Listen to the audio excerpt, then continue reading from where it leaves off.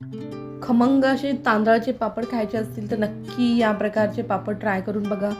करायला सोपे आहेत, थोडासा वेळ लागतो करायला, पण खायला खूप टेस्टी लागतात. तुम्ही सावलीत बसून केलं तरीही चालेल, नंतर उन्हात वाळवले तरी चालतील, अगदी फॅनखाली बसून करता येतील. इतक्या सोप्या पद्धतीने. चला तर पाहूया. मी 3 वाटी तांदळाचं पीठ घेतलं आहे. हे मार्केटमधलं रेडीमेड पीठ आहे, तुम्ही घरीही मिक्सरमध्ये दळून करू शकता. आता 1 चमचाभर जिरे, 1 पाव चमचा किंवा अर्धा चमचा सोडा, 2 चमचे तीळ, सोड्याच्या ऐवजी तुम्ही पापड खारही वापरू शकता. आता मी 3 वाटी पीठ घेतले, त्याला 1.5 ते 2 चमचे मीठ घाला. 3 वाटी म्हणजे अर्धा किलो तांदळाचं पीठ आहे. 2 चमचे मीठ पुरेसं आहे, जे आपण पोहे खातो त्या चमच्यानी. हे संपूर्ण छान एक मिक्स करून घ्यायचं आहे.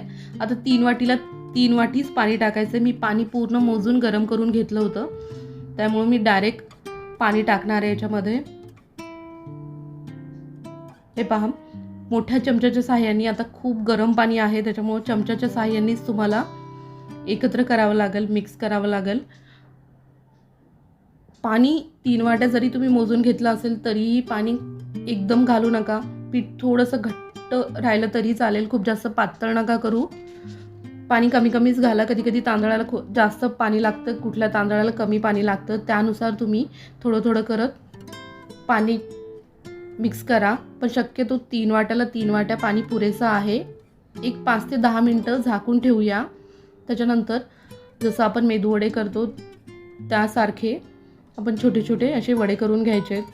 हे पहा, ह्याला परत एकदा पाण्यामध्ये उकळून घ्यायचे, म्हणजे पिठाला चिकटपणा येतो. जसं आपल्याला पापड लाटण्यासाठी चिकटपणा हवा असतो तसा. आता मी हे छोटं पातेलं घेतलं आहे, तुम्ही शक्यतो मोठे पातेलं घ्या, कारण आपण उकडून घेताना पातेलं हवं असतं. मी जेव्हा उकडून घेतलं तेव्हा पातेलं छोटं झालं आहे, त्याच्यामुळं वडे एकमेकांना चिटकले होते. तुम्ही मोठं पातेलं वापरा आणि पाणी थोडं जास्त वापरा. ह्याला 15 ते 20 मिनटं मीडियम गॅसवरती झाकून ठेवा. हे पहा, या प्रकारचे. आणि जे चिटकलेले आहेत ते पाणी कमी झाल्यामुळं चिटकलेत. कुठल्याही ग्लासाला किंवा तांब्याला, वाटीला तेल लावून घ्या. आणि आता हे खूप जास्त गरम आहे पीठ, शक्यतो ग्लासानीच करा. आणि हलकं थंड झाल्यावर परत हाताला तेल लावून घ्या आणि एकसारखं आपल्याला पीठ मळून घ्यायचं आहे, पिठाला चिकटपणा येईपर्यंत. जर पीठ सुटसुटीत झालं तर त्याचे पापड लाटल्या जाणार नाही. हे पहा, एक 5 ते 7 मिनटं छान पीठ मळून घ्यायचं आहे. तुम्हाला मी दाखवते, पिठाला अगदी छान चिकटपणा आला हा. हे पहा, या प्रकारे. आता तुम्ही पीठ थंड झालं तरीही पापड लाटता येतात, जरुरी नाही की गरम गरम पिठाचेच पापड लाटायचे. हे पहा, आता आपण पोळपाटावर कुठल्याही पॉलिथिनला थोडंसं तेल लावून घ्या आणि लाटण्याच्या साहाय्याने किंवा दुसरी एखादी प्लेट ठेवा, वरतून प्लेटने दाबून छान पापड तयार करून घ्या, पातळ असे. हे पहा, मस्त असे पातळ पापड तयार होतात. तुम्ही एकावरती एक छान प्लेटमध्ये ठेवून नंतर उन्हाला वाळू घालू शकता, ते पापड चिटकणार नाहीत. आता मी पुरी प्रेसच्या साहाय्याने तुम्हाला दाखवते.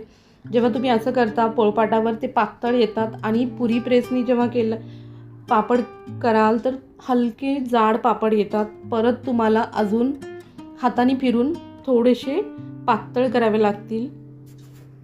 हे पहा, हेही अगदी झटपट होतात. छान फॅनखाली बसून तुम्ही तयार करू शकता, अगदी आरामामध्ये. अगदी छान गोलाकार पापड तयार झाला आहे. हे पापड करायला सोपे आहेत, पण थोडंसं टाईम टेकिंग आहेत, करायला वेळ लागतो.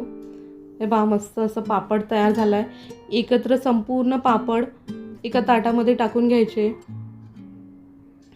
आणि संपूर्ण तयार झाल्यानंतर थोडे थोडे 5-5, 6-6 पापड तयार झाल्यानंतर आपण उन्हाला वाळून घेऊया.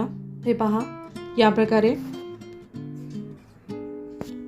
एका दिवसामध्ये अगदी आरामात सुकतात हे पापड. 1 ते 2 दिवसामध्ये छान वाळल्यानंतर आपण तळून बघूया. तेलावरती तेल गरम झाल्यानंतर मस्त पापड तळून घ्या. आणि साठवून ठेवा, वर्षभर छान राहतात. तुम्हाला जर माझा व्हिडिओ आवडला, चॅनलला लाईक, शेअर, सबस्क्राईब करायला विसरू नका. थँक्यू.